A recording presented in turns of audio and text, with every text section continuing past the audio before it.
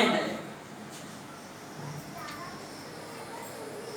परमेश्वर का सिंहासन जो है उसका मूल, उसका उद्देश्य जो है वो धर्म और न्याय है, जो मानव के लिए उसने इस बात के लिए बनाया है।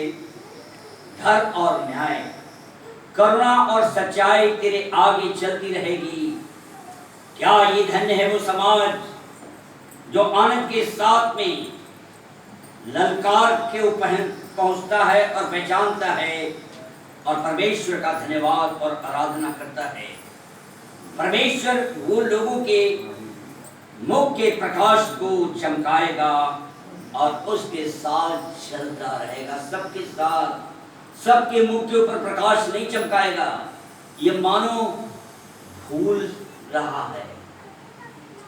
मानो उसी के ऊपर कहेगा, उसी के ऊपर दया करेगा, मुख के प्रकाश को चमकाएगा, रक्षा करेगा, दया करेगा, हर एक आने वाली विपत्ति और कष्ट से बचाएगा, क्योंकि करुणा और सच्चाई तेरे आगे आगे चलती रहेगी। जो परमेश्वर का है, प्रभु का है, भगवान का है, खुदा का है, देवी देवताओं का है, उसकी करुणा और सच्चाई उनके ऊपर होगी जो आत्मा सच्चाई और डरते हुए उसकी आराधना करते हैं। नहीं तो ऐसी ही दशा होगी पाकिस्तान जैसी, नेपाल जैसी और तमाम प्रदेश के अंदर, तमाम जिलों के अंदर। आपको पता कितने लोग इस बारिश से मर गए हैं? आपको नहीं पता होगा, पता नहीं कितने लोग मर गए हैं। उत्तराखंड, उत्तरांचल, बिहार, आसाम, उत्तर प्रदेश, तमाम जिलों में इतने आदमी इस बाढ़ के प्रकोप से मर गए हैं। इतना कठोर और इतना अन्यायी परमेश्वर है जिसकी हम आराधना करते हैं। उसकी दृष्टि हमारे और इंसान के ऊपर इतनी ज्यादा कठोर है। क्यों है? क्योंकि हम परमेश्वर की आराधना और प्रार्थना और उसकी उपस्थिति के मूल्य को नहीं जानते हैं। उसका मूल्य, उसका स्वर्ग है, सिंहासन है, जहां से वो धर्म और सच्चाई से न्याय मनुष्यों के ऊपर करता है। ये मनुष्य को पता नहीं है। मनुष्य को प्रेम करने वाला परमेश्वर है, दया करने वाला परमेश्वर है, अनुग्रह करने वाला परमेश्वर है, तरल भरी दृष्टि करने वाला परमेश्वर है, कृपा निधान, राजाओं का राजा, महाराजा, अधिराजा और हम सब का राजा है वो। और हम उसकी प्रजा हैं, उसकी भेड़ें हैं, उसके लोग हैं। अगर हम उसकी इच्छा में नहीं चलेंगे तो हमारी दया की दृष्टि हट जाएगी।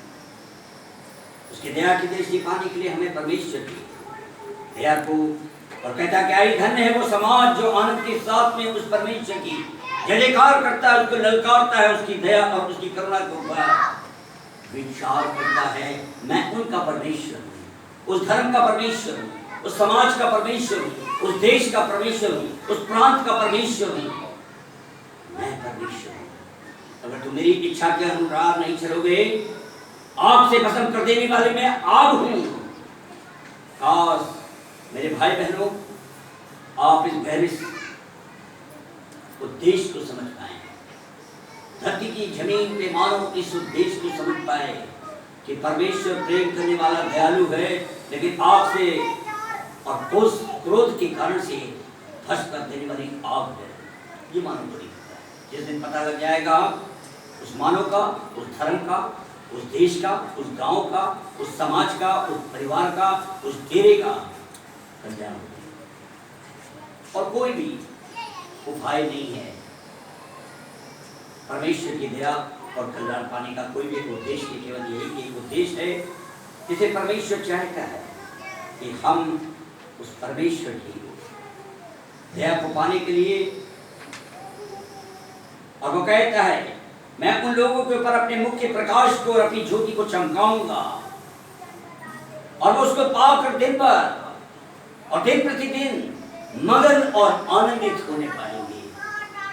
मेरे भाई बहनों, अगर मगन और आनंदित होना चाहते हैं, परमेश्वर की मुख्य प्रकाश को पाना चाहते हैं, तो उसके समक्ष में बैठकर अपनी आत्मा के द्वारा उसे आप समझने की कोशिश करें। उसकी प्राप्ति के लिए अपने मन और आत्मा को तैयार करें और परमेश्वर से कहें प्रभु हम आपको जानना चाहते हैं, ताकि उसका प्रकाश आपके मुख के ऊपर, शरीर के ऊपर, घर के ऊपर, बाल बच्चों के ऊपर, आपके काम के ऊपर, उसकी हर बातों के मुंह की प्रकाश चमके और अंधकार और मृत्यु का साया और दुख और तकलीफ के साये के अंधकार आपके परिवार को डेरे से सर्वनाश की बड़ी विरासत भस्म परमेश्वर करने वाला परमेश्वर की हम बातों को समझ नहीं पाया। परमेश्वर ने अपने लोगों को इस पृथ्वी के ऊपर इसीलिए रखा ताकि मानव को सचेत करें, मानव को अलर्ट करें, मानव को बताएं कि कैसे हमारे जीवन को। आपको पता है जब बहुत भारी तबाही होती है, समस्याएं बढ़ती, तो आपको पता सरकार गवर्नमेंट ऑफ इंडिया पता क्या करता है? कर्फ्यू लगाता है, अलर्ट कर देता है, इस जगह को छोड़ दो, ये तबाही और बर्बादी का प्लेस बनने वाला, इसको छोड़कर चले जाओ, दूसरे स्थानों पे जाओ, नहीं तो तुम बर्बाद और तबाह हो जाओगे। जब मानव अनकंट्रोल से बाहर हो जाता है और तो उपद्रव करने लगता है, बहुत सारी समस्या पैदा करना है मानव के लिए, पता क्या करती है गवर्नमेंट ऑफ इंडिया और किसी भी देश का राष्ट्रपति उस देश के अंदर इमरजेंसी लगा देता है, रेड अलर्ट कर देता है ताकि लोगों की क्षति ना हो। और परमेश्वर भी यही चाहता है, हमें अलर्ट करना चाहता है, आपको अलर्ट करना चाहता है, मानव को अलर्ट करना चाहता है ताकि बर्बादी और तबाही से बच सके। महान परमेश्वर है जिसने कि हमारे और आपके लिए योजना बनाई है। और परमेश्वर का वचन कहता है, मैंने पिछले संडे को भी जो लोग नहीं थे इस वचन को मैंने दिया था और मैंने शुरू में बताया था कि परमेश्वर आपसे और हमसे क्या चाहता है और समस्त मानव प्राणी से क्या चाहता है। केवल हमसे और आपसे नहीं परंतु समस्त मानव जीवन से चाहता है, मानव प्राणी से चाहता है। क्या चाहता है? क्योंकि तेरे आंगनों में एक दिन कहीं के 1000 दिन से उत्तम। समझिए क्या लिख रहा है परमेश्वर का वचन। तेरे आंगनों में एक दिन का समय और कहीं के 1000 दिन से उत्तम है।